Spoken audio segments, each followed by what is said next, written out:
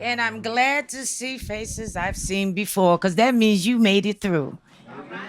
Yeah, that's the wonderful part about this. If you know nothing, you won't know what to do. If you know a little, you'll do a little. But the more you know, the more you will react. And let's be real, the majority of the people in here now, you're beautiful, you're looking good. But I know there's quite a few super seniors up in this room, just like me. And so, I just want to talk about a few things that, you know, will help us because the bottom line is whether we want to admit it or not. And I tell you, as we get older, we get stubborn. Nobody can tell us anything.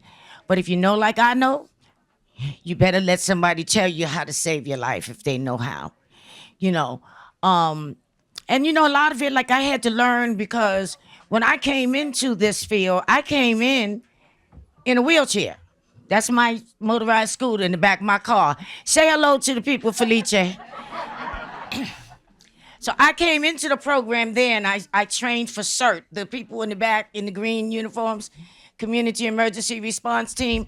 Make sure you stop at that table because one thing about CERT, they can use anybody. There's blind people in CERT, there's deaf people in CERT. I use a chair. There are other people with other disabilities, sight, hearing, different things, but there's always a place for you. And not only that, but that you can take and teach your family. It'll help you understand how to help save yourself in an emergency and work with your neighbors. And these are the mothers of CERT, not because of their age, I'm not trying to be funny, but because they're from NYSEM, New York City Emergency Management, under whom CERT is operated. And we're happy as the East Harlem cohort, a cohort of New York City Emergency Management. So we're all still working together. I want to give out my brothers a shout out, my sisters from CERT, as well as the Harlem Emergency Network. These are all the things that we're working on in this team. How to communicate on an emergency level. If the grids go down, who you gonna call?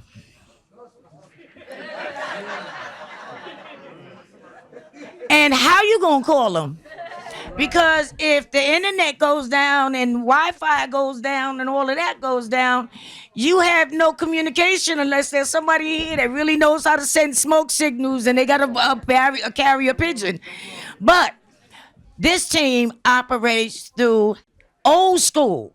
See, one thing about young people, they always want to tell you, a lot of us old people are starting to listen to those young people who's telling us that old school don't work. Now, you may have some new ideas, just like we had some new ideas when we were growing up that was different from our parents. So we have to listen to each other and see what works best. But we go old school. We go back to handheld radios because that's the only thing that's going to work if the grids go down. So you're going to be in your house talking to yourself on your cell phone.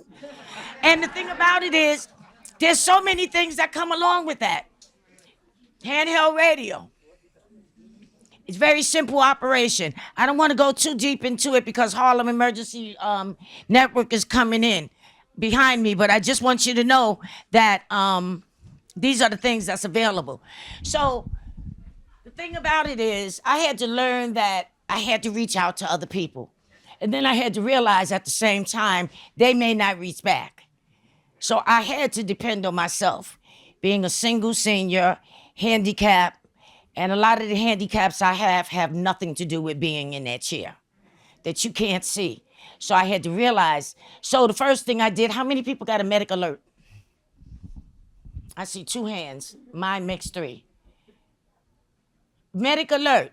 It's something that you can get through your insurance company. It's a device that they put in your house. You'll have a little thing that you can put around your neck. And also there's some that you can use outside, depending on what type of insurance you have. But the medic alert at home is free. And so my medic alert is hooked up with my neighbors right next door to me who has the keys to my apartment, who have had the keys to my apartment for the last 35 years. So if I push my medic alert, the operator will ask, do you need help, Miss Johnson, or do you need Olga? If I don't respond, they will immediately get in touch with Olga because they know they can come into the apartment and see about me. So I advise everyone to talk to your doctors about getting a medical alert. It has to be hooked up to somebody's apartment, aside from you in the case you're in distress. The other thing that I want to talk about is because everybody gave away so much information. I'm like, well, I can't go there. They already talked about that. But I want to talk about sheltering in place. Because a lot of people in here said you have a go bag right now. Only raise your hand if you're telling the truth. Who has a go bag? All right, that's a better number than I saw last year. So I'm really happy about that. So next year when we do this again, this is I think my 9th year being here. The next year will be the 10th year. I want to see more hands go up with those go bags, that you are ready to go. And don't think for a minute that if something happens in the middle of the night, 2 o'clock in the morning, and somebody's banging on your door and say you have to leave, a lot of people will dispute me on this. I'm not going anywhere. They will snatch you out of that apartment if they have to, because number one, the main thing is that they expect when they come out the house, they want to get back home just like you want to get back home safely. They want to get back to their loved ones. They don't have enough time to run around and let you run and get your code and try to figure out where your keys are. It needs to be in a bag near your door. Copies of your ID, a copy of keys, some extra dollars in there, clothing, medicine. Medicine we may not be able to get ahead of time, but every time you get a medication refill, you get a slip that comes with it. Put that slip in the bag. That copy of your IDs, you have to be able to prove who you are. The saddest thing I ever went through was being a first responder in CERT and responding to different explosions around the city and different catastrophes. But the worst one, living in East Harlem and watching those bodies come out. That's something I will never forget. 8 bodies came out of that building. And the building just collapsed, and some of them came out alive. And when the people got to the service center, because not only did the 2 buildings go down and were completely demolished, there was another 4 or 5. It was 4 or 5 buildings that were vacated, so those people couldn't go back to their apartments for 13 days. And those who lost their apartments altogether, everything that they owned, all they had was what was on their backs. And it was so sad to be in this center and watching people come in. I know you're scared, you have anxiety, all kind of things are going on in your mind. You have other family members that might have lived in an apartment with you that might have gone down in the building. Hopefully they got out and went to get some coffee or some breakfast or something. They weren't in there. But to see people come in one after another, no ID. They couldn't prove who they are. And I understand when somebody says like, well, I'm telling you who you are. I'm telling you who I am. I'm Carolyn Johnson.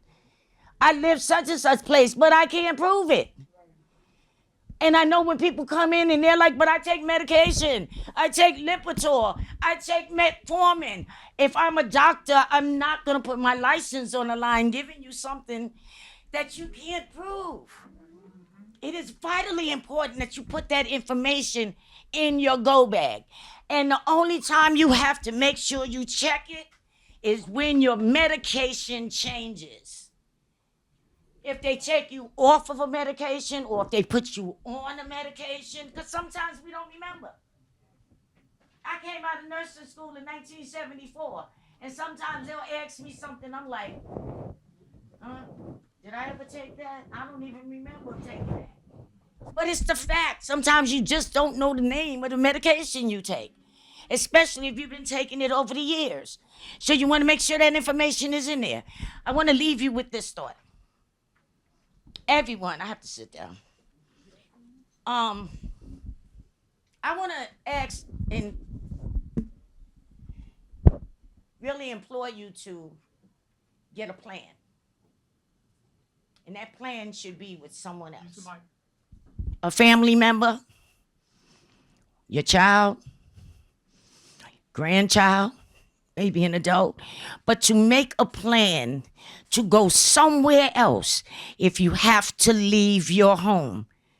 Because to have to go to a shelter, there's going to be an accommodation for you, but it's going to be a meager accommodation. You know, it's going to be a nice cot. You're going to get food, not immediately.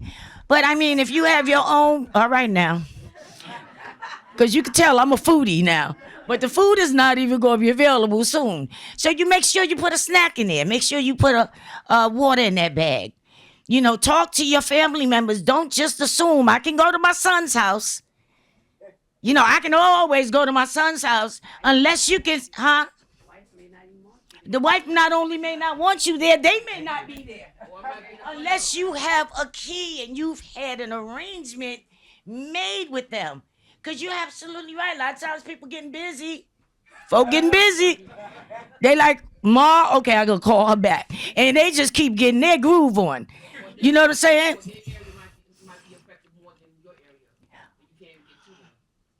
Well, the thing about it is, you don't even know about theirs. You just know about yours. So you need to make a plan for where you are. Now, if that happens there, then you will find out. But first, you got to have that plan. Because if that's the case, a good point that you just made, if it happens in their area, maybe they need to make a plan together. You come to my house, I'll come to yours. But don't just go. Go with some stuff. Go with your toiletries, you know, your clothes, different things like that. A few dollars. And let me tell you, a lot of times when things happen, that splits families up. You know, don't go in there with nothing. The more you come and you're self-dependent, the easier it is on the family that you're staying with. And that could be your child. That could be your son, your daughter, your granddaughter.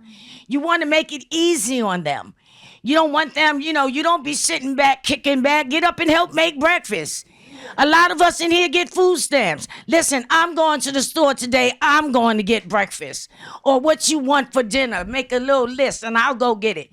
Some women don't want you in their kitchen. So listen, if you want me to help you cook, I'll help you cook. But let me know what you want to have for the family. I'll go pick it up. You know, and be kind and pay attention and clean up the area that you're in. Don't just leave it for somebody else because that's your daughter. Because the same way that's your daughter today, she can still be your daughter with her boot kicking you out of the house. You know, so we just got to be respectful of people. And, you know, we're strong people. We're resilient people. The most you can do for yourself, and even with your neighbors, where you have people that's been living together in the same building for 30 years, y'all are friends. You have coffee meetings, right? Y'all get together sometime, go out and have a McDonald's burger or some coffee or something. Sit down and talk about a plan amongst amongst all of you. You know, where you can map it out, because sometimes y'all are the only friends each other have, the only family each other have. You know, you can have a sleepover. It's bad, somebody's scared, the lightning is getting to them, they can't stand it. Y'all just get together, lay some blankets on the floor and go to sleep. And tell dirty jokes. You know, whatever it takes. Get your music, get your batteries, get your radio, get your flashlight. Have some food. Make sure you have extra water. And that goes with sheltering in place as well. Extra toilet paper, extra whatever it is that you need. Food that's not perishable. We see how every time something's happening, all of a sudden, we all run to the store and then we mad because there's nothing there. Go get it now. Yeah. Have it in your house now. COVID is rising now. Yeah. Get that bleach now. Yeah. COVID is rising now. Yeah. Get those masks now. Yeah. Get those cleaning supplies now. The toilet paper, whatever it is that you need in your house for your personal survival. And this is the last thing I know, I said that before. Anybody that's on any medical equipment, like nebulizers, CPAP machines, or anything like that, I'm not asking you to tell me your business. But I'm just saying, if you're on those things, consider calling your medical companies. Because oftentimes when you have those things, you only have to have them for like 5 years. People don't even realize. They got them like 10 years, and you're eligible to get another one after 5. But call your insurance company and ask them, how soon can I get another one of these? because you may have to put one in your go bag and have another one in your house. But you can get backup equipment and let your management know you're there and what you need. If you need to be evacuated, if you have medical information for them, if you're in a chair, if you have difficulty ambulating, if someone is electricity dependent, make sure management knows, because those would be the first people that would be evacuated if necessary. If you get ready and you stay ready, you don't have to prepare to get ready. And we do not come to scare you. We come to prepare you.